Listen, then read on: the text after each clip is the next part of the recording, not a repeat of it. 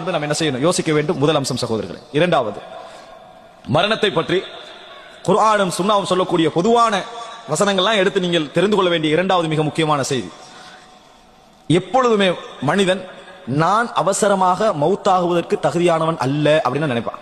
அப்படின்னா என்ன, அல்லாஹ் தஆலா என்னை அவசரமா மௌத்தாக மாட்டான், நான் கொஞ்சம் இம்பார்ட்டன்டான ஆள். இது எல்லாருக்கும் இருக்கு, இது புரிஞ்சுக்கோங்க. எப்படி அல்லாஹ் தஆலா என் சேவைக்காக வேண்டி என்னை கொஞ்சம் வைப்பான், அல்லது என் தேவைக்காக வேண்டி கொஞ்சம் வைப்பான். குடும்பத்துக்கு நான் குடும்பத்துக்கு செலவழிச்சிருக்கிறேனா இல்லையா, அப்ப அல்லாஹ் தஆலா என்ன எப்படி எடுத்த என் குடும்பத்தின் நிலைமை என்ன, எல்லாருக்கும் இந்த ரகசியத்தை சொல்லக்கூடாது அப்படின்னு நினைச்சுக்கிறான். அவன் என்ன நினைக்கிறான்னு சொன்னா, இது வெளியே சொன்னா யாரும் ஏத்துக்க மாட்டாங்க தானே. ஆனா மனதளவுல என்ன நினைச்சிருக்கிறான் தெரியுமா, எல்லார்ட்டையும் இந்த எண்ணத்தை சைத்தான் போட்டு வைப்பான். அல்லாஹ் தஆலா என்னை ஒரேடியா மௌத்தாக்க மாட்டான், நான் என் குடும்பத்துக்கு மிக முக்கியமா செலவழி, நான் போனா யாரு அல்லாஹ் மத்த இடங்கள்ல மௌத்தாக்க வச்சுக்கிறேன், அங்க ஏதோ ரீப்ளேஸ்மெண்ட் வச்சிருப்பான் போல. இது நம்மளுக்கு என்னது, அப்படி இல்ல, இப்படி என்ன மனிதன் என்ன செய்யறான் நினைக்கிறான். அது மாத்திரமல்ல, ஆட்சியில் உள்ள என்ன நினைக்கிறான்னா, நான் நிறைய நல்ல சிறந்த எவ்வளவு கேவலமானவன் சிறந்த ஆட்சியரான்னு நினைப்பான். அப்ப நான் சிறந்த ஆட்சி நான் போன நிலைமை என்ன, இந்த கடன் கொடுக்க வேண்டிய என்ன நினைப்பான் தெரியுமா, உடனே அல்லாஹ் என்ன எடுத்தா நான் கடன் எப்படி கொடுக்குறது. அதனால அல்லாஹ் தஆலா நான் தொழுகை பார்த்து, என்ன நோன்பை பார்த்து, என்ன ஜக்காத்தை பார்த்து, என்ன இபாதத்தை பார்த்து கடன் கொடுத்தவர் தான் என்ன செய்வான், மௌத்தாக்குவான். இது ஒவ்வொரு மனிதன். இன்னும் சிலர் எப்படி நினைக்கிறாங்கன்னா, நான் பெரிய இந்த சமுதாயத்துக்கு மிக முக்கியமான தர்மவாளியாக இருக்கிறேன், சமூகத்துக்கு வழிகாட்டியாக இருக்கிறேன், அல்லாஹ் தஆலா என்ன கொஞ்சம் எடுக்க மாட்டான், கொஞ்சம் ஒரு 10 வருஷமாவது என்ன செய்வான், அல்லாஹ் தஆலா என்ன கொஞ்சம் சேவை செய்ய வச்சுட்டு தான் அல்லாஹ் தஆலா மௌத்தாக்குவான். மறந்துடுறாங்க. சஅத் இப்னு முஆத் மரணித்தார்கள், பெரிய பெரிய முஸ்அப் இப்னு உமைர் மரணித்தார்கள், நபிமார்கள் கொல்லப்பட்டார்கள், நபிமார்கள் நாடு கடத்தப்பட்டார்கள், சிறையில் அடைக்கப்பட்டார்கள், தாபீன்கள் கொல்லப்பட்டார்கள், உமர் இப்னு கத்தாப் முஸல்லாவில் கொல்லப்பட்டார்கள், அலி ரலியல்லாஹு பள்ளிக்கு வருகின்ற பொழுது கொல்லப்பட்டார்கள். மறந்துடுவாங்க. அவர்களை விடவா நம்ம முக்கியம் இந்த சமுதாயத்துக்கு, அவர்களை விடவா நம்ம முக்கியம் கேட்கிறேன். ரசூல் ஸல்லல்லாஹு அலைஹி வஸல்லம் மதீனாவுக்கு போகிற நேரத்தில் சஅத் இப்னு முஆதை விட ஒரு முக்கியமான நபர் இருப்பாரா? சஅத் இப்னு முஆத் ரசூலுல்லாஹ்வோட மடியில கண்ணீர் வடித்துக் கொண்டு மரணிக்கலையா? ரசூல் ஸல்லல்லாஹு அலைஹி வஸல்லம் நினைச்சு பாருங்க. ஆனா மனசு என்ன சொல்லும் தெரியுமா, நம்ம முக்கியம், நம்ம மிக முக்கியம், நம்ம அப்படியெல்லாம் என்ன செய்ய மாட்டோம், அவசரமா மரணிக்க மாட்டோம் அப்படின்னு நினைக்கிறான். மரணிச்சவங்க எல்லாரும் அப்படி நினைச்சவங்க தான், மரணிச்சவங்க எல்லாம் நினைச்சவங்க தான், மிஞ்சியோ நம்ம இவ்வளவுதான், நம்மளும் அதே கேட்டகரிக்குள்ள வருவோம். இது இரண்டாவது. அன்புள்ள சகோதரர்களே, ஷைத்தான் என்ன செய்வான் சொன்னால், சர்வசாதாரணமாக நேரம் என்று வருகிற நேரத்தில், நல்லது என்று வருகிற நேரத்தில், எப்படி தூக்கத்துக்கு என்ன சொல்லுவான், அலைக்கலைலும் தவீல் ஃபர்குத், உனக்கு நீண்ட நேரம் டைம் இருக்குது, தூங்குது, 5 நிமிஷம் தான் இகாமத்துக்கே இருக்கும். ஆனா ஷைத்தான் என்ன சொல்லுவான், இந்த 5 நிமிஷத்துக்குள்ளேயே நம்ம கொஞ்சம் ஆழமா தூங்கிடலாம், இந்த 5 நிமிடத்துக்குள் நம்ம கொஞ்சம் ஆழமாக தூங்கி விடலாம் அப்படின்னு தான் ஷைத்தான் என்ன செய்வான் சொல்லுவான். நியாயமாவும் நம்மளுக்கு படும் அந்த நேரத்தில், அலைக்கலைலும் தவீல் ஃபர்குத். இதுதான் சைத்தானுடைய விஷயம். எந்த ஒரு விஷயத்தை செய்ய போவதாக இருந்தாலும் நமக்கு டைம் இருக்குது அப்படின்ற மனோநிலையை தருவதில் ஒரு இன்னொரு வடிவம் தான் இந்த மரணம்.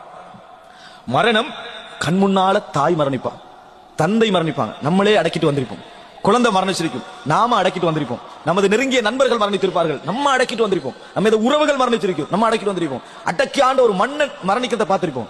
ஆனா இதுக்கு மத்தியிலும் நான் மரணிக்க மாட்டேன்னு நினைப்போம்.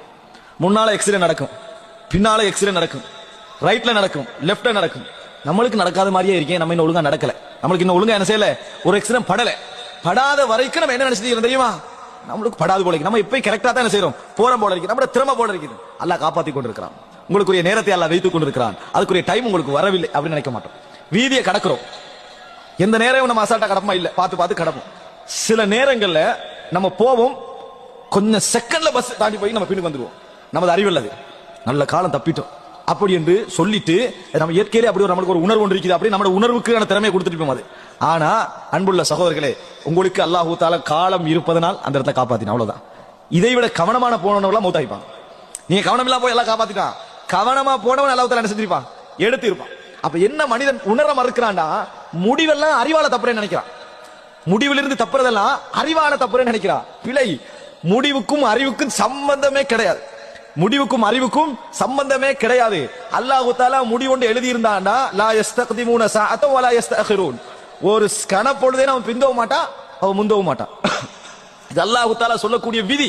அப்படி இருக்கிற நேரத்தில் எப்படி அல்லாஹ் தஆலா இதை செய்வான்? எனவே இரண்டாவது கட்ட நாங்கள் புரிந்து கொள்ள வேண்டும் சகோதரர்களே, மரணம் என்பதை பொறுத்த வரைக்கும் எல்லோருக்கும் அப்படித்தான் ஷைத்தான் எண்ணத்தை போடுவான். நான் அப்படி இல்லை, அதனாலதான் நம்ம மரணத்தை எங்களை விட்டு தூரமாகவே நினைச்சு கொண்டிருக்கிறோம், தூரமாகவே நினைத்துக் கொண்டிருக்கிறோம். நான் அப்படி இல்லை, எனக்கு அப்படி இல்லை நினைக்கிறோம். அந்த நிமிடம் பார்த்து அந்த உணர்வுக்குள்ளாகிறோம். ஒரு மரண செய்தி, நெருக்கமானவருடைய மரண செய்தி கண்டா, நெருக்கமான ஒரு மரண காட்சி கண்டால் அந்த உணர்வு கிட்ட நெருங்குறோம்.